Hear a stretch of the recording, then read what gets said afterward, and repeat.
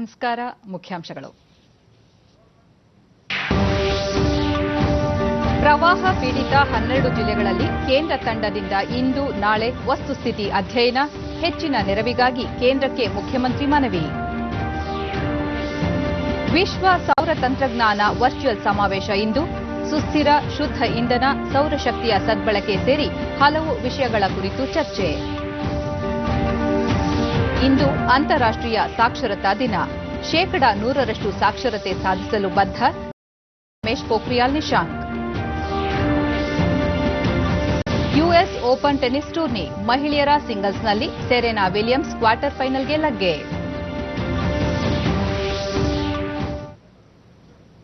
ವಾರ್ತೆಗಳ ವಿವರ.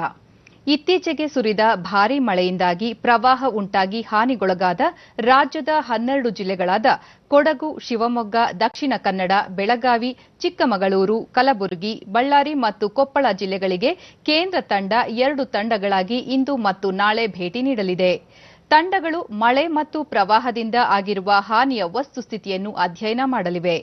ರಾಜ್ಯದ ವಿವಿಧ ಜಿಲ್ಲೆಗಳಲ್ಲಿ ಪ್ರವಾಹದಿಂದ ಉಂಟಾಗಿರುವ ಹಾನಿಯ ಸಮೀಕ್ಷೆಗೆ ಆಗಮಿಸಿರುವ ಕೇಂದ್ರ ಗೃಹ ಸಚಿವಾಲಯದ ಜಂಟಿ ನಿರ್ದೇಶಕ ಕೆವಿ ಪ್ರತಾಪ್ ನೇತೃತ್ವದ ತಂಡ ಬೆಂಗಳೂರಿನಲ್ಲಿ ನಿನ್ನೆ ಮುಖ್ಯಮಂತ್ರಿ ಬಿಎಸ್ ಯಡಿಯೂರಪ್ಪ ಅವರನ್ನು ಭೇಟಿ ಮಾಡಿ ಚರ್ಚೆ ನಡೆಸಿತು.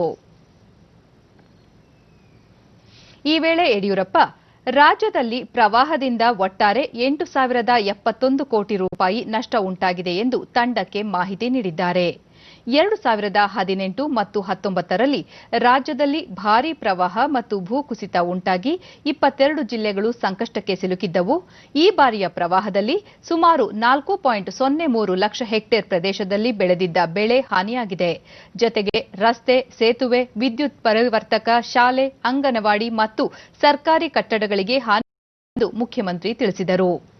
ಮನೆ ಕಳೆದುಕೊಂಡವರಿಗೆ ಸರ್ಕಾರ ಅವುಗಳ ನಿರ್ಮಾಣಕ್ಕಾಗಿ 5 ಲಕ್ಷ ರೂಪಾಯಿ ನೀಡಲು ಉದ್ದೇಶಿಸಿದ್ದು, ಇದಕ್ಕಾಗಿ ಈಗಾಗಲೇ 200 ಕೋಟಿ ರೂಪಾಯಿ ಬಿಡುಗಡೆ ಮಾಡಿದೆ.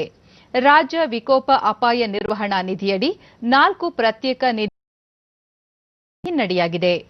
ಕೇಂದ್ರ ಸರ್ಕಾರ 460 ಕೋಟಿ ರೂಪಾಯಿ ಪರಿಹಾರ ಬಿಡುಗಡೆ ಮಾಡಿದ್ದು, ಪರಿಸ್ಥಿತಿಯನ್ನು ನಿಭಾಯಿಸಲು ಇನ್ನೂ ಹೆಚ್ಚಿನ ನೆರವಿನ ಅಗತ್ಯವಿದೆ ಎಂದು ತಿಳಿಸಿದರು. ರಾಜ್ಯ ವಿಕೋಪ ಪರಿಹಾರ ನಿಧಿ, ರಾಷ್ಟ್ರೀಯ ವಿಕೋಪ ಪರಿಹಾರ ನಿಧಿಯಡಿ ನೆರವು ಒದಗಿಸುವ ಮಾರ್ಗಸೂಚಿಗಳನ್ನು ತುರ್ತಾಗಿ ಪರಿಷ್ಕರಿಸುವಂತೆ ಅವರು ಕೇಂದ್ರ ಸರ್ಕಾರಕ್ಕೆ ಮನವಿ ಮಾಡಿದ್ದಾರೆ. ಕೇಂದ್ರ ತಂಡದ ಭೇಟಿ ಬಗ್ಗೆ ನಮ್ಮ ಬೆಳಗಾವಿ ಪ್ರತಿನಿಧಿ ದೊಡ್ಡಮನಿ ಅವರಿಂದ ಹೆಚ್ಚಿನ ಮಾಹಿತಿ. ದೊಡ್ಡಮನಿ, ನಮಸ್ಕಾರ. ನಮಸ್ಕಾರ ಚೇತನ, ಹೇಳಿ. ಕೇಂದ್ರದ ತಂಡ ಬೆಳಗಾವಿ ಜಿಲ್ಲೆಗೆ ಇವತ್ತು ಆಗಮಿಸ್ತಾ ಇದೆ. ಈ ಹಿನ್ನೆಲೆಯಲ್ಲಿ ಯಾವೆಲ್ಲ ತಾಲೂಕುಗಳಿಗೆ ಕೇಂದ್ರ ತಂಡ ಭೇಟಿ ನೀಡ್ತಾ ಇದೆ ದೊಡ್ಡಮನಿ ಅವರೇ? ಚೇತನ ಅವರೇ, ಬೆಳಗಾವಿ ಜಿಲ್ಲೆಗೆ ಈಗಾಗಲೇ ಕೇಂದ್ರ ತಂಡ ಆಗಮಿಸಿದೆ. ಈ ತಂಡದಲ್ಲಿ 2 ಜನ ತಜ್ಞರಿದ್ದಾರೆ. ಕೇಂದ್ರ ಕೃಷಿ ಹಾಗೂ ರೈತರ ಸಹಕಾರ ಸಚಿವಾಲಯದ ನಿರ್ದೇಶಕರಾಗಿರ್ತಕ್ಕಂಥ ಮನೋಹರ್ ಮತ್ತು ಜಲಶಕ್ತಿ ಸಚಿವಾಲಯದ ಎಂಜಿನಿಯರ್ ಆಗಿರ್ತಕ್ಕಂಥ ಗುರುಪ್ರಸಾದ್. ಈ 2 ತಂಡ ಈಗಾಗಲೇ ಕಾರ್ಯಪ್ರವೃತ್ತ ಆಗಿದೆ. ಚೇತನ ಅವರೇ, ಮುಂಜಾನೆ 9 ಗಂಟೆ ಹೊತ್ತಿಗೆ ಬೆಳಗಾವಿ ಜಿಲ್ಲಾಧಿಕಾರಿ ಆಗಿರ್ತಕ್ಕಂಥ MG ಹಿರೇಮಠ ಹಾಗೂ ಜಿಲ್ಲೆಯ ಬೇರೆ ಬೇರೆ ಇಲಾಖೆ ಹಿರಿಯ ಅಧಿಕಾರಿಗಳ ಉಪಸ್ಥಿತಿಯಲ್ಲಿ ಬೆಳಗಾವಿ ಜಿಲ್ಲೆಯಲ್ಲಿ ಆಗಿರ್ತಕ್ಕಂಥ ಪ್ರವಾಹ ಮತ್ತು ಅತಿವೃಷ್ಟಿಯ ಹಾನಿ ಬಗ್ಗೆ ಮಾಹಿತಿ ಪಡೆದುಕೊಂಡಿದೆ. ಆಮೇಲೆ ತಂಡ ಈಗಾಗಲೇ ಹುಕ್ಕೇರಿ ತಾಲೂಕಿನಲ್ಲಿ ಪ್ರಯಾಣ ಬೆಳೆಸಿದೆ. ಅಲ್ಲಿ ಹುಕ್ಕೇರಿ ತಾಲೂಕಿನಲ್ಲಿ ಇದ್ದಿರ್ತಕ್ಕಂಥ ಬಡಕುಂದ್ರಿ, ಯರ್ನಾಳ, ಹೊಸೂರ, ಇಂಗಳಿ ಈ ಗ್ರಾಮಗಳಿಗೆ ಭೇಟಿ ನೀಡ್ತಾ ಇದೆ ಚೇತನ ಅವರೇ. ನಂತರ ಗೋಕಾಕ್ ತಾಲೂಕಿಗೆ ಅದು ತಂಡ ಪ್ರಯಾಣ ಬೆಳೆಸುವ ಸಾಧ್ಯತೆ ಇದೆ. ಅಲ್ಲಿ ಹೊಸಗುಪ್ಪಿ, ತಿಗಡಿ ಈ ಗ್ರಾಮಗಳ ವ್ಯಾಪ್ತಿಯನ್ನ ಹಾನಿಯಾಗಿರ್ತಕ್ಕಂಥ ಪರಿಸ್ಥಿತಿಯನ್ನ ಪರಿಶೀಲನೆ ನಡೆಸಲಿದೆ. ನಂತರ ಸವದತ್ತಿಗೆ ಬರುವ ಸಾಧ್ಯತೆ ಇದೆ ಚೇತನ ಅವರೇ.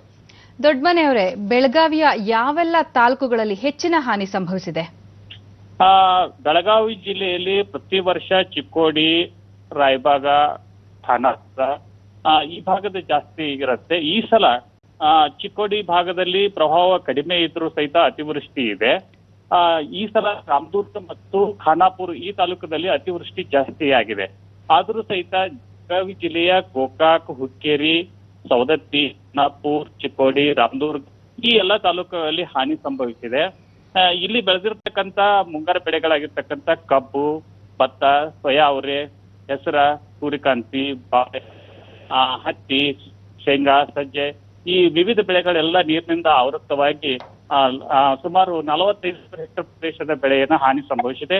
ಜಿಲ್ಲಾ ಆಡಳಿತ ಈ ಹಾನಿಯನ್ನ ಸುಮಾರು 8 ಕೋಟಿ ರೂಪಾಯಿ ಅಂದಾಜು ಮಾಡಿದೆ ಚೇತನ ಅವರೇ. ಬಹಳಷ್ಟು ಮಾಹಿತಿ ಕೊಟ್ಟಿದ್ದೀರಾ ದೊಡ್ಡಮನಿ ಅವರೇ, ಧನ್ಯವಾದಗಳು. ಧನ್ಯವಾದಗಳು. ರಾಷ್ಟ್ರೀಯ ವಿಪತ್ತು ನಿರ್ವಹಣಾ ನಿಧಿ ಎನ್ಡಿಆರ್ಎಫ್ ವತಿಯಿಂದ ನೀಡಲಾದ ಪ್ರಕೃತಿ ವಿಕೋಪ ಪರಿಹಾರ ಉಪಕರಣಗಳನ್ನು ಬೃಹತ್ ಕೈಗಾರಿಕಾ ಸಚಿವ ಜಗದೀಶ್ ಶೆಟ್ಟರ್ ನಿನ್ನೆ ಹುಬ್ಬಳ್ಳಿ ಧಾರವಾಡ ಮಹಾನಗರ ಪಾಲಿಕೆಗೆ ಹಸ್ತಾಂತರಿಸಿದರು.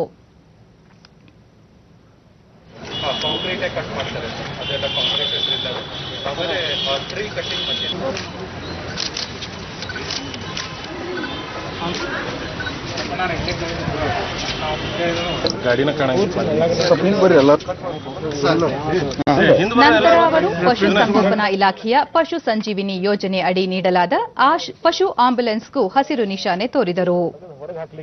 ಬಳಿಕ ಸಚಿವರು ಪ್ರಕೃತಿ ವಿಕೋಪ ಸಂದರ್ಭದಲ್ಲಿ ತುರ್ತಾಗಿ ಪರಿಹಾರ ಕಾರ್ಯಗಳಲ್ಲಿ ಬಳಸಲಾಗುವ ಸುಮಾರು 10 ಲಕ್ಷ ರೂಪಾಯಿ ಮೌಲ್ಯದ ವಿವಿಧ ಯಂತ್ರೋಪಕರಣಗಳನ್ನು ರಾಷ್ಟ್ರೀಯ ಪ್ರಕೃತಿ ವಿಕೋಪ ಪರಿಹಾರ ಪಡೆ ನೀಡಿದೆ. ಹುಬ್ಬಳ್ಳಿ ಧಾರವಾಡ ಮಹಾನಗರ ಪಾಲಿಕೆ ಈ ಪರಿಹಾರ ಸಾಮಗ್ರಿಗಳನ್ನು ಸಮರ್ಥವಾಗಿ ಸದ್ಬಳಕೆ ಮಾಡಿಕೊಳ್ಳಬೇಕು ಎಂದರು. ಎಲ್ಲೋ ಕಡೆ ಕಾಂಕ್ರೀಟ್ ಕಟ್ ಮಾಡುವಂತದ್ದು ಇರ್ತದೆ, ಅದು ಕಟಿಂಗ್ ಮಷೀನು, ಇವೆಲ್ಲ ಏನು ತುರ್ತಾಗಿ ಫ್ಲಡ್ ಸಂದರ್ಭದಲ್ಲಿ ಟ್ರೀ ಕಟಿಂಗ್ ಒಂದು ಇದೆ, ಅವನ್ನೆಲ್ಲಾನು ಕೊಡುವಂತ ವ್ಯವಸ್ಥೆ ಮಾಡಿದ್ದಾರೆ. ಮತ್ತು ಅದ್ರ ಜೊತೆಗೆ ಇವತ್ತಿನ ಪಶುಸಂಗೋಪನಾ ಇಲಾಖೆಯಿಂದ ತಜ್ಞ ಪಶು ವೈದ್ಯಕೀಯ ಸೇವೆ ಅನ್ನುವಂಥ ಒಂದು ವ್ಯವಸ್ಥೆಯನ್ನ ರಾಜ್ಯ ಸರ್ಕಾರ ಪಶು ಸಂಗೋಪನಾ ಇಲಾಖೆ ಅವರು ಇದನ್ನ ಒಂದು ಹೊಸದಾಗಿ ಈ ಒಂದು ಯೋಜನೆಯನ್ನು ಮಾಡಿದ್ದಾರೆ. ಸಲುವಾಗಿ ಈಗಾಗಲೇ ಹೋಮ್ ಡಿಪಾರ್ಟ್ಮೆಂಟ್ ಮತ್ತು ರಾಜ್ಯ ಸರ್ಕಾರ ಸಹಿತ ರಾಜ್ಯದಲ್ಲಿ ಕಂಡುಬಂದಿರುವ ಮಾದಕ ವಸ್ತು ಜಾಲವನ್ನು ನಿರ್ದಾಕ್ಷಿಣ್ಯವಾಗಿ ತೊಡೆದು ಹಾಕಲಾಗುವುದು. ಲಾಕ್ಡೌನ್ ವೇಳೆ ಸಂಕಷ್ಟಕ್ಕೆ ಒಳಗಾಗಿದ್ದವರಿಗೆ ರಾಜ್ಯ ಸರ್ಕಾರದಿಂದ ನೀಡಲಾದ ಸಹಾಯಧನ ಎಲ್ಲರಿಗೂ ತಲುಪಿದೆ. ಕೇಂದ್ರ ಸರ್ಕಾರ ವಿವಿಧ ಕೃಷಿ ಉತ್ಪನ್ನಗಳಿಗೆ ಬೆಂಬಲ ಬೆಲೆ ಘೋಷಿಸಿದ್ದು, ಈ ಯೋಜನೆಯಡಿ ಶೀಘ್ರ ಖರೀದಿ ಕೇಂದ್ರ ಆರಂಭಿಸಲಾಗುವುದು ಎಂದು ಹೇಳಿದರು. ಮಹಾನಗರ ಪಾಲಿಕೆಗಳ ಚುನಾವಣೆಗೆ ನ್ಯಾಯಾಲಯದಲ್ಲಿ ಇರುವ ಪ್ರಕರಣವೊಂದು ಅಡ್ಡಿಯಾಗಿದೆ. ಅದನ್ನು ತೆರವುಗೊಳಿಸಲು ಕ್ರಮ ಕೈಗೊಂಡು ಶೀಘ್ರ ಚುನಾವಣೆ ನಡೆಸಲಾಗುವುದು ಎಂದು ತಿಳಿಸಿದರು. ಈ ವೇಳೆ ಶಾಸಕ ಅರವಿಂದ ಬೆಲ್ಲದ ಮತ್ತಿತರರು ಉಪಸ್ಥಿತರಿದ್ದರು. ಈಗಾಗಲೇ ಪರಿಹಾರ ಸಿಕ್ಕಿದೆ. ಇವತ್ತು ಯಾವುದೋ ಒಂದು ತಾಂತ್ರಿಕ ಕಾರಣ ಸಲುವಾಗಿ ಅವ್ರ ಹೆಸರು ಬರದೇ ಇರುವಂತಹ ಸಂದರ್ಭದಲ್ಲಿ ಅವ್ರಿಗೆ ಸಿಗದೇ ಇರಬಹುದು ಅಂತ ಯಾವುದಾದ್ರೂ ಸ್ಪೆಸಿಫಿಕ್ ಆಗಿ ಕಂಪ್ಲೇಂಟ್ ನನ್ನ ಕಡೆ ಬಂದ್ರೆ, ನಮ್ಮ ಜಿಲ್ಲಾಧಿಕಾರಿ ಕಡೆ ಬಂದ್ರೆ ಅದನ್ನು ಸಹಿತ ಪರಿಶೀಲನೆ ಮಾಡಿ ಅದನ್ನು ಪರಿಹಾರ ವಿತರಣೆ ಮಾಡುವಂತ ಕೆಲಸ ನಾವು ಮಾಡ್ತೀವಿ. ಪ್ರಧಾನಿ ನರೇಂದ್ರ ಮೋದಿ ಅವರು ವಿಡಿಯೋ ಕಾನ್ಫರೆನ್ಸ್ ಮೂಲಕ ಜೈಪುರದಲ್ಲಿಂದು ಪತ್ರಿಕಾ ದ್ವಾರವನ್ನು ಉದ್ಘಾಟಿಸಲಿದ್ದಾರೆ. ಈ ಪ್ರತಿಷ್ಠಿತ ದ್ವಾರವನ್ನು ಜವಾಹರ್ಲಾಲ್ ನೆಹರು ಮಾರ್ಗದಲ್ಲಿ ಪತ್ರಿಕಾ ದಿನಪತ್ರಿಕೆಗಳ ಬಳಗ ನಿರ್ಮಿಸಿದೆ. ಇದೇ ವೇಳೆ ಪ್ರಧಾನಿ ಅವರು ಬಳಗ ಅಧ್ಯಕ್ಷರು ಬರೆದಿರುವ 2 ಕೃತಿಗಳನ್ನು ಬಿಡುಗಡೆ ಮಾಡಲಿದ್ದಾರೆ.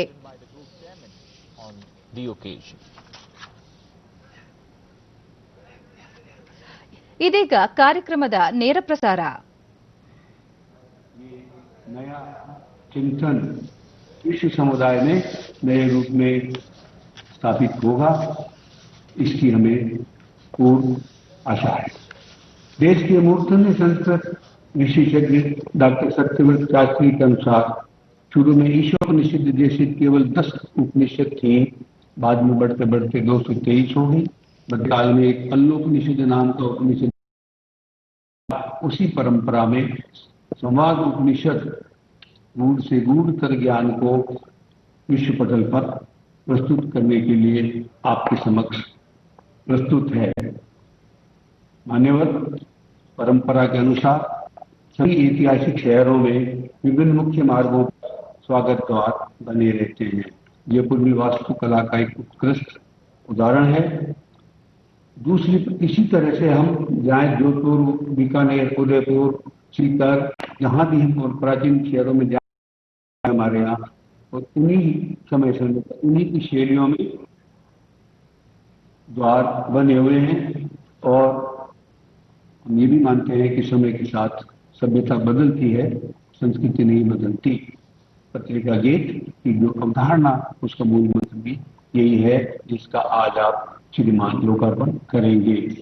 मैं आपका इस बात के लिए भी आभारी हूँ कि पिछली चर्चा में जो मुद्दे हमारे बीच चर्चा में आए थे, उनमें से कई मुद्दों पर आपकी सरकार अभी पिछले महीने भी आपने 27 कीटनाशकों पर प्रतिबंध लगाए थे.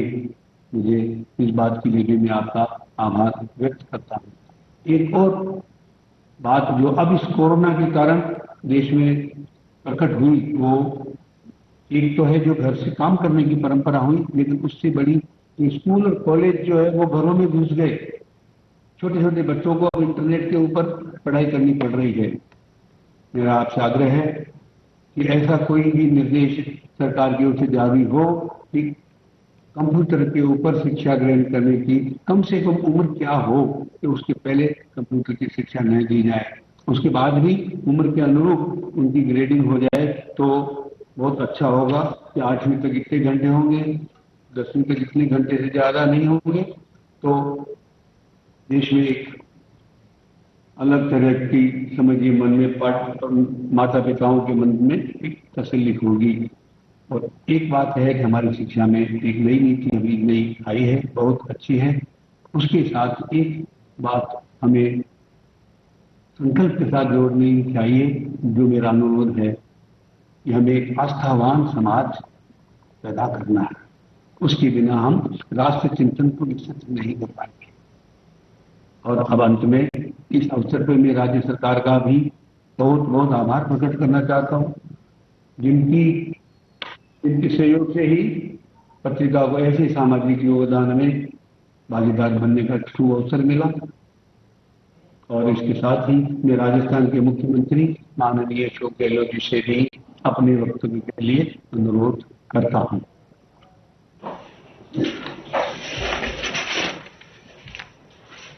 माननीय प्रधानमंत्री नरेंद्र मोदी जी, ಚಾಮರಾಜನಗರದಲ್ಲಿ ನೂತನವಾಗಿ ನಿರ್ಮಿಸಿರುವ ವಾಣಿಜ್ಯ ಸಂಕೀರ್ಣ ಮತ್ತು ಖಾಸಗಿ ಬಸ್ ನಿಲ್ದಾಣವನ್ನು ಜಿಲ್ಲಾ ಉಸ್ತುವಾರಿ ಸಚಿವ ಎಸ್ ಸುರೇಶ್ ಕುಮಾರ್ ಹಾಗೂ ಪೌರಾಡಳಿತ ಮತ್ತು ತೋಟಗಾರಿಕಾ ಸಚಿವ ನಾರಾಯಣಗೌಡ ನಿನ್ನೆ ಉದ್ಘಾಟಿಸಿದರು. ಜಿಲ್ಲಾಧಿಕಾರಿ ಕಚೇರಿ ಸಭಾಂಗಣದಲ್ಲಿ ಜಿಲ್ಲೆಯ ರೈತರು, ವಿವಿಧ ಸಂಘಟನೆಗಳ ಮುಖಂಡರೊಂದಿಗೆ ಸಭೆ ನಡೆಸಿದ ಸಚಿವ ಸುರೇಶ್ ಕುಮಾರ್, ಕಳೆದ ಜೂನ್ನಿಂದ ಶಾಲೆಗಳು ಆರಂಭವಾಗದ ಹಿನ್ನೆಲೆಯಲ್ಲಿ ಖಾಸಗಿ ಶಾಲೆಗಳ ಶಿಕ್ಷಕರು ಸಂಕಷ್ಟದಲ್ಲಿದ್ದಾರೆ. ಈ ಹಿನ್ನೆಲೆಯಲ್ಲಿ ಸೆಪ್ಟೆಂಬರ್ 30ರೊಳಗೆ ಸರ್ಕಾರಿ ಮತ್ತು ಖಾಸಗಿ ಶಾಲೆಗಳೆರಡೂ ದಾಖಲಾತಿ ಆರಂಭಿಸುವಂತೆ ಸೂಚಿಸಲಾಗಿದೆ ಎಂದರು. ಖಾಸಗಿ ಶಾಲೆಗಳು ಶುಲ್ಕದ ಒಂದು ಭಾಗವನ್ನು ಮಾತ್ರ ಪಡೆಯುವಂತೆಯೂ ಅದನ್ನು ಶಿಕ್ಷಕರ ವೇತನಕ್ಕೆ ಬಳಸುವಂತೆಯೂ ಸೂಚಿಸಲಾಗಿದೆ. ಯುವ ಜನಾಂಗವನ್ನು ದುರ್ಬಲಗೊಳಿಸುವ ಡ್ರಗ್ ಮಾಫಿಯಾವನ್ನು ಬುಡ ಸಹಿತ ಕಿತ್ತು ಹಾಕಲು ಸರ್ಕಾರ ಸಾಧ್ಯವಿರುವ ಎಲ್ಲ ಕ್ರಮಗಳನ್ನು ಕೈಗೊಳ್ಳಲಿದೆ ಎಂದು ತಿಳಿಸಿದರು. 7ರಿಂದ 8 ಹೋಗ್ತಾರೆ. ಅದನ್ನ ಈ ತಿಂಗಳು ಸೆಪ್ಟೆಂಬರ್ 30 ಒಳಗಡೆ ಕಂಪ್ಲೀಟ್ ಮಾಡಬೇಕು ಅಂತ ಹೇಳಿದ್ದೀವಿ. ಒಂದು ಟರ್ಮ್ದು ಅಧಿಕೃತ ಫೀಸ್ ಏನಿದೆ ಅದನ್ನ ಮಾತ್ರ ಫೀಸ್ ತಗೊಳ್ಬೇಕು ಅಂತ ನಾವು ಸೂಚನೆ ಕೊಟ್ಟಿದ್ವಿ. ಫುಲ್ ಫೀಸ್ ಅಲ್ಲ. ಮತ್ತೆ ಏನ್ ಫೀಸ್ ಕಲೆಕ್ಟ್ ಮಾಡ್ತಾರೆ ಅದು ಟೀಚರ್ಗಳ ಶಿಕ್ಷಕರ ವೇತನಕ್ಕೋಸ್ಕರ ಅದು ಪೂರ್ತಿ ಕೊಟ್ಟಿದ್ವಿ. ಎಲ್ಲರೂ ಹೆಚ್ಚಿಗೆ ತಗೊಂಡ್ರೆ ಅದ್ರ ಬಗ್ಗೆ ನಾವು ಕ್ರಮ ತಗೊಳ್ತೀವಿ. ಅವ್ರು ತಿನ್ನುವ ಐಸ್ ಕ್ರೀಮ್ ಇರ್ಬೋದು, ಹಣ್ಣಿರ್ಬೋದು, ಅದಕ್ಕೆಲ್ಲ ಸೌರ್ ಕೊಡ್ತಾರೆ ಅಂತ ಒಂದು ಬಹಳ ದೊಡ್ಡ ಗುಮಾನ ಇದೆ. ಅಂಡ್ ನಮ್ಮ ಡ್ರಗ್ಸ್ ಅಂಡ್ ನಾರ್ಕೋಟಿಕ್ಸ್ ಸೆಕ್ಷನ್ ಏನಿದೆ ಅದು ಕೂಡ ಬಹಳ ಕಠಿಣ, ಒಂದು ಉಗ್ರವಾದ ಒಂದು ಕಾಯ್ದೆ. ಅದು ಖಂಡಿತ ನಾವು ಮಾಡಬೇಕು. ನಾನು ಮತ್ತೊಮ್ಮೆ ಹೇಳ್ತೀನಿ, ಯುವ ಜನಾಂಗನ ಹಾಳು ಮಾಡುವ ಯಾವುದೇ ಈ ಒಂದು ಚಟುವಟಿಕೆಗೆ ನಾವು ಪ್ರೋತ್ಸಾಹ ಕೊಡಬಾರ್ದು, ಹಿಡಿದು ಒಳಗಡೆ ಹಾಕಬೇಕು. ಶಿವಕುಮಾರ್ ಜಿಲ್ಲಾಡಳಿತ ಭವನದಲ್ಲಿ ಜಿಲ್ಲೆಯ ನಗರ ಸ್ಥಳೀಯ ಸಂಸ್ಥೆಗಳು ಅನುಷ್ಠಾನಗೊಳಿಸಿರುವ ವಿವಿಧ ಅಭಿವೃದ್ಧಿ ಕಾಮಗಾರಿಗಳ ಪರಿಶೀಲನೆ ನಡೆಸಿದ ನಾರಾಯಣಗೌಡ, ಮಾದಕ ವಸ್ತು ಜಾಲಕ್ಕೂ ತಮಗೂ ಯಾವುದೇ ಸಂಬಂಧವಿಲ್ಲ, ಕೆಲವರು ತಮ್ಮ ಚುನಾವಣಾ ಪ್ರಚಾರದಲ್ಲಿ ಭಾಗಿಯಾಗಿದ್ದಾರೆ ಎನ್ನಲಾಗುತ್ತಿದೆ, ತಾವು ಅವರನ್ನು ಪ್ರಚಾರಕ್ಕೆ ಸ್ವಾಗತಿಸಿರಲಿಲ್ಲ ಎಂದು ಸ್ಪಷ್ಟಪಡಿಸಿದ್ದಾರೆ. ಫಿಲಿಂ ಇಂಡಸ್ಟ್ರಿಗೂ ನಮಗೆ ಟಚ್ ಕಡಿಮೆ. ಈಗ ಪ್ರಚಾರ ಸಮಯದಲ್ಲಿ ಯಾರಾದ್ರೂ ಬಂದು ಪ್ರಚಾರ ಮಾಡ್ತಾರೆ, ಅದಕ್ಕೆ ನಾವು ಏನ್ ಮಾಡೋಕ್ಕಾಗುತ್ತೆ? ರಾಜ್ಯದಲ್ಲಿ ಕೋವಿಡ್-19 ಪರೀಕ್ಷೆ ಪ್ರಗತಿ ಸೇರಿದಂತೆ ವಿವಿಧ ವಿಷಯಗಳ ಕುರಿತು ಬೆಂಗಳೂರಿನಲ್ಲಿ ನಿನ್ನೆ ವೈದ್ಯಕೀಯ ಶಿಕ್ಷಣ ಸಚಿವ ಡಾ ಕೆ ಸುಧಾಕರ್ ಕಾರ್ಯಪಡೆಯ ಸಭೆಯನ್ನು ನಡೆಸಿದರು.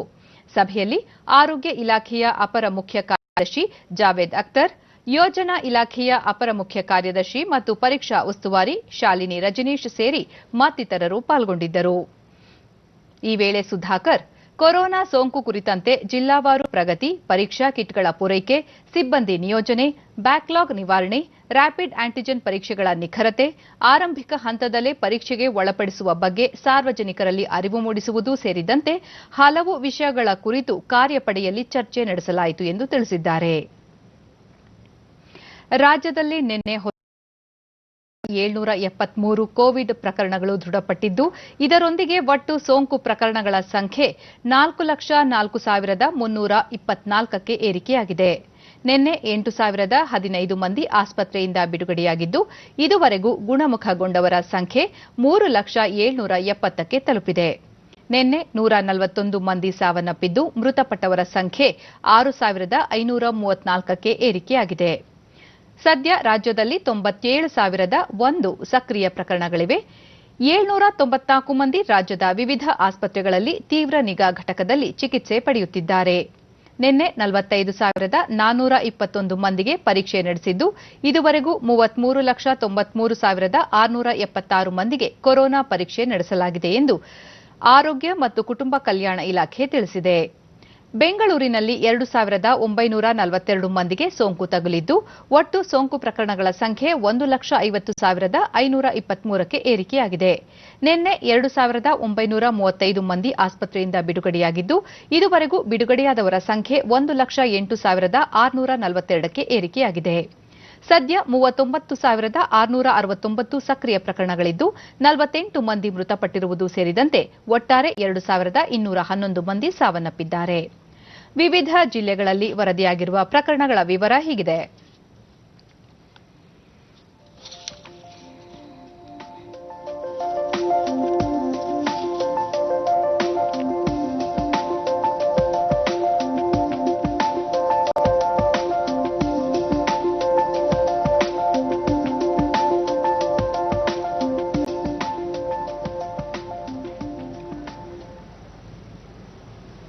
ವಿಶ್ವ ಸೌರ ತಂತ್ರಜ್ಞಾನ ವರ್ಚುವಲ್ ಸಮಾವೇಶ ಇಂದಿನಿಂದ ನಡೆಯಲಿದೆ.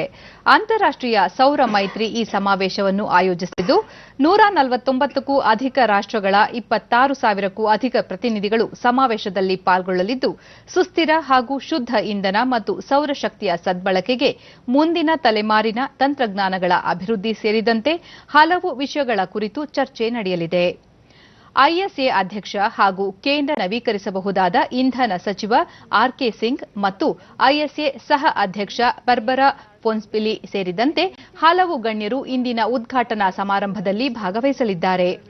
ಭಾರತ ಸರ್ಕಾರದ ಪ್ರಧಾನ ವೈಜ್ಞಾನಿಕ ಸಲಹೆಗಾರರಾದ ಕೆ ವಿಜಯ್ ರಾಘವನ್ ಅವರು ಉದ್ಘಾಟನಾ ಸಮಾರಂಭದಲ್ಲಿ ಭಾಗವಹಿಸಲಿದ್ದು ರೈಲ್ವೆ ಮತ್ತು ವಾಣಿಜ್ಯ ಸಚಿವ ಪಿಯೂಷ್ ಗೋಯಲ್ ಮುಖ್ಯ ಅತಿಥಿಯಾಗಿ ಪಾಲ್ಗೊಳ್ಳುವರು. ಸಮಾರೋಪ ಸಮಾರಂಭದಲ್ಲಿ ಪೆಟ್ರೋಲಿಯಂ ಮತ್ತು ನೈಸರ್ಗಿಕ ಸಚಿವ ಧರ್ಮೇಂದ್ರ ಪ್ರಧಾನ್ ಭಾಗವಹಿಸುವರು. ಕೊರೋನಾ ಲಾಕ್ಡೌನ್ ಸಡಿಲಿಕೆ ನಂತರ ಅನ್ಲಾಕ್ ಜಾರಿಗೊಳಿಸುವ ಹಿನ್ನೆಲೆಯಲ್ಲಿ ರೈಲ್ವೆ ಇದೇ 12ರಿಂದ ದೇಶಾದ್ಯಂತ 80ಕ್ಕೂ ಅಧಿಕ ರೈಲುಗಳ ಸಂಚಾರವನ್ನು ಆರಂಭಿಸಲಿದೆ. ಆ ಪೈಕಿ 8 ರೈಲುಗಳು ಈಶಾನ್ಯ ಭಾರತದಿಂದ ಸಂಚರಿಸಲಿವೆ. ಅದಕ್ಕಾಗಿ ರೈಲ್ವೆ ಆನ್ಲೈನ್ ಬುಕಿಂಗ್ ಇದೇ 10ರಿಂದ ಆರಂಭವಾಗಲಿದ್ದು ಈ ರೈಲುಗಳಿಗೆ ಮೊದಲೇ ಸೀಟುಗಳನ್ನು ಕಾಯ್ದಿರಿಸಬೇಕಿದೆ.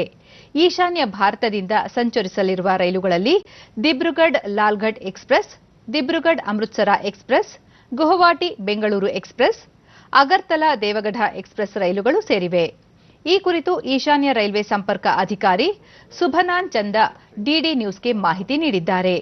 ಪ್ರಯಾಣಿಕರು ವ್ಯಕ್ತಿಗತ ಅಂತರ ಕಾಯ್ದುಕೊಳ್ಳುವುದು, ಮಾಸ್ಕ್ ಧರಿಸುವುದು ಸೇರಿದಂತೆ ಅಗತ್ಯ ಮುನ್ನೆಚ್ಚರಿಕೆಗಳನ್ನು ಕೈಗೊಳ್ಳಬೇಕಾಗಿದೆ ಎಂದು ಹೇಳಿದ್ದಾರೆ. The passengers who will travel in these trains must follow all COVID-19 protocols, including wearing masks and social distancing. ಇಂದು ಅಂತಾರಾಷ್ಟ್ರೀಯ ಸಾಕ್ಷರತಾ ದಿನ. ವಿಶ್ವಾದ್ಯಂತ ಈ ದಿನವನ್ನು ಆಚರಿಸಲಾಗುತ್ತಿದೆ. ಕೋವಿಡ್ ಸಂಕಷ್ಟದ ಸಮಯದಲ್ಲಿ ಕಲಿಕೆ ಮತ್ತು ಬೋಧನೆಗೆ ಹೆಚ್ಚಿನ ಒತ್ತು ನೀಡಲಾಗುತ್ತಿದ್ದು ಬದಲಾಗುತ್ತಿರುವ ಶಿಕ್ಷಣದಲ್ಲಿ ಬೋಧಕರ ಪಾತ್ರಕ್ಕೆ ಹೆಚ್ಚಿನ ಪ್ರಾಶಸ್ತ್ಯ ನೀಡಲಾಗುತ್ತಿದೆ. 1996ರ ಅಕ್ಟೋಬರ್ 26ರಂದು ಯುನೆಸ್ಕೋ ಅಂತಾರಾಷ್ಟ್ರೀಯ ಸಾಕ್ಷರತಾ ದಿನವನ್ನು ಘೋಷಿಸಿತು. ಮೊದಲ ಬಾರಿಗೆ 1967ರಲ್ಲಿ ಈ ದಿನವನ್ನು ಆಚರಿಸಲಾಯಿತು.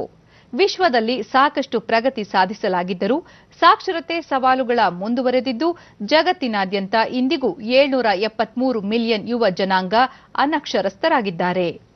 ಈ ಕುರಿತು ಟ್ವೀಟ್ ಮಾಡಿರುವ ಕೇಂದ್ರ ಶಿಕ್ಷಣ ಸಚಿವ ರಮೇಶ್ ಪೋಖ್ರಿಯಾಲ್ ನಿಶಾಂಕ್, ಅಂತಾರಾಷ್ಟ್ರೀಯ ಸಾಕ್ಷರತಾ ದಿನದಂದು ನಾವು ರಾಷ್ಟ್ರೀಯ ಶಿಕ್ಷಣ ನೀತಿ 2020ರಡಿ ಅಗತ್ಯ ಸುಧಾರಣೆಗಳನ್ನು ತಂದು 100% ಸಾಕ್ಷರತೆ ಸಾಧಿಸಲು ಬದ್ಧ ಎಂದು ಹೇಳಿದ್ದಾರೆ. ದೇಶದ ಅತ್ಯಾಧುನಿಕ ಹೈಪರ್ಸಾನಿಕ್ ತಂತ್ರಜ್ಞಾನದ ಡೆಮಾನ್ಸ್ಟ್ರೇಟರ್ ವೆಹಿಕಲ್ HSTDVಯ ಪರೀಕ್ಷಾರ್ಥ ಉಡಾವಣೆ ಯಶಸ್ವಿಯಾಗಿದೆ. ಒಡಿಶಾದ ವೀಲರ್ ದ್ವೀಪದಲ್ಲಿ ನಿನ್ನೆ ಬೆಳಗ್ಗೆ 11 ಗಂಟೆ 3 ನಿಮಿಷಕ್ಕೆ ಈ ಪ್ರಾಯೋಗಿಕ ಪರೀಕ್ಷೆ ನಡೆಸಲಾಯಿತು. ಇದೊಂದು ಐತಿಹಾಸಿಕ ಸಾಧನೆಯಾಗಿದ್ದು ದೇಶೀಯ ರಕ್ಷಣಾ ತಂತ್ರಜ್ಞಾನ ಹಾಗೂ ಸಶಕ್ತ ಭಾರತ ಮತ್ತು ಆತ್ಮನಿರ್ಭರ್ ಭಾರತ ಅಭಿಯಾನದಲ್ಲಿ ಪ್ರಮುಖ ಮೈಲಿಗಲ್ಲಾಗಲಿದೆ ಎಂದು ರಕ್ಷಣಾ ಸಂಶೋಧನೆ ಮತ್ತು ಅಭಿವೃದ್ಧಿ ಸಂಸ್ಥೆ ಡಿಆರ್ಡಿಒ ಅಧ್ಯಕ್ಷ ಸತೀಶ್ ರೆಡ್ಡಿ ತಿಳಿಸಿದ್ದಾರೆ. ಈ ಸಾಧನೆಯೊಂದಿಗೆ ಮುಂದಿನ ತಲೆಮಾರಿನ ಹೈಪರ್ಸಾನಿಕ್ ವೆಹಿಕಲ್ಗಳ ನಿರ್ಮಾಣ ಹಾಗೂ ಅತ್ಯಂತ ಸಂಕೀರ್ಣ ತಂತ್ರಜ್ಞಾನ ನಿಭಾಯಿಸುವಲ್ಲಿ ಡಿಆರ್ಡಿಒ ಸಾಮರ್ಥ್ಯ ಬಲಗೊಂಡಂತಾಗಿದೆ.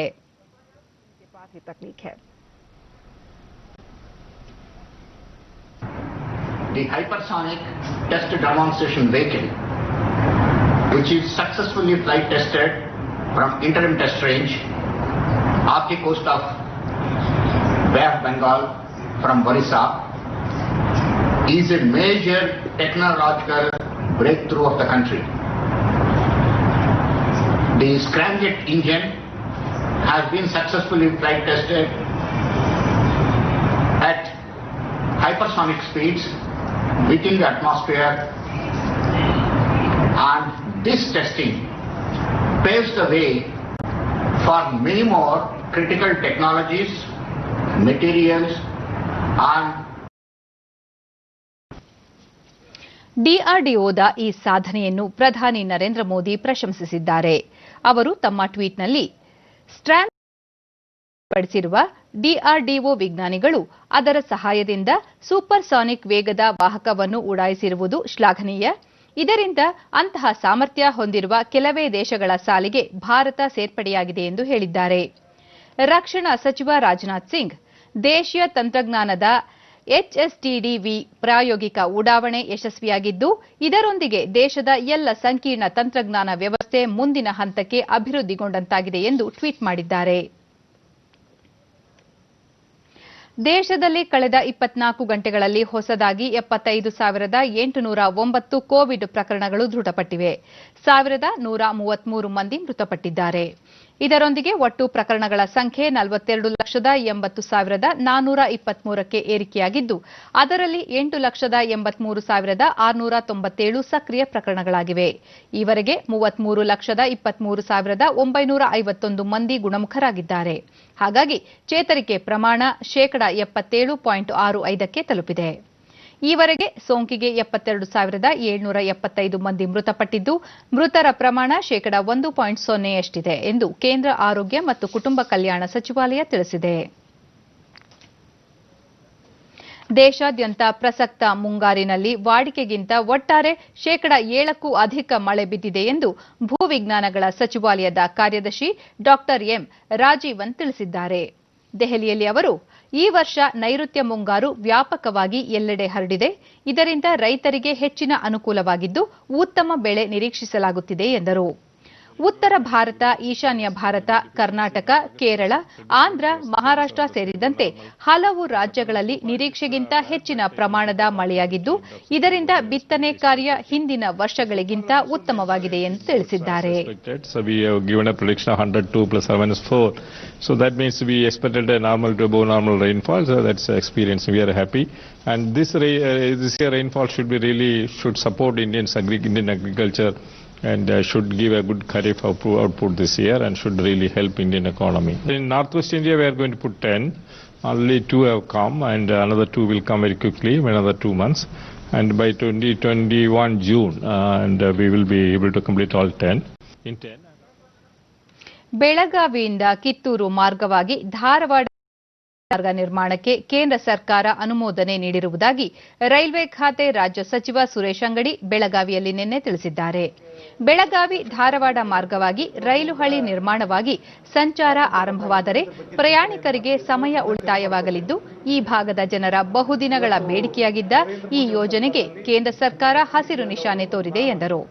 ಈ ಮಾರ್ಗ 73 ಕಿಲೋಮೀಟರ್ ಇದ್ದು 927.40 ಕೋಟಿ ರೂಪಾಯಿಯನ್ನು ಕೇಂದ್ರ ನೀಡಿದೆ.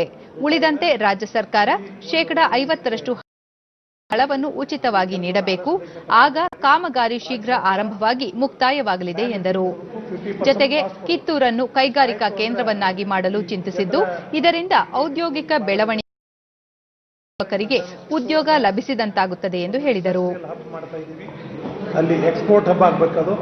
ನಾಳೆ ಬರುವಂಥದ್ದಲ್ಲಿ ನಮ್ಮ ಯುವಕರು ಅದನ್ನು ವಿದೇಶಕ್ಕೆ ರಫ್ತು ಮಾಡುವಂಥ ಒಂದು ಉದ್ಯಮವನ್ನು ಕೋವಿಡ್-19 ನಿರ್ವಹಣೆಯಲ್ಲಿ ಸರ್ಕಾರದ ವೈಫಲ್ಯತೆ, ಮಾದಕ ವಸ್ತು ಸೇವನೆ ಪ್ರಕರಣ, ಡಿಜೆ ಹಳ್ಳಿ ಪ್ರಕರಣ, ವೈದ್ಯಕೀಯ ಉಪಕರಣಗಳ ಖರೀದಿಯಲ್ಲಿ ಅವ್ಯವಹಾರ ಸೇರಿದಂತೆ ಹಲವು ವಿಷಯಗಳನ್ನು ವಿಧಾನಮಂಡಲದ ಅಧಿವೇಶನದಲ್ಲಿ ಪ್ರಸ್ತಾಪಿಸಲು ಕಾಂಗ್ರೆಸ್ ನಿರ್ಧರಿಸಿದೆ ಎಂದು ವಿಧಾನಸಭೆ ವಿರೋಧ ಪಕ್ಷದ ನಾಯಕ ಸಿದ್ದರಾಮಯ್ಯ ಬೆಂಗಳೂರಿನಲ್ಲಿ ನಿನ್ನೆ ಹೇಳಿದ್ದಾರೆ.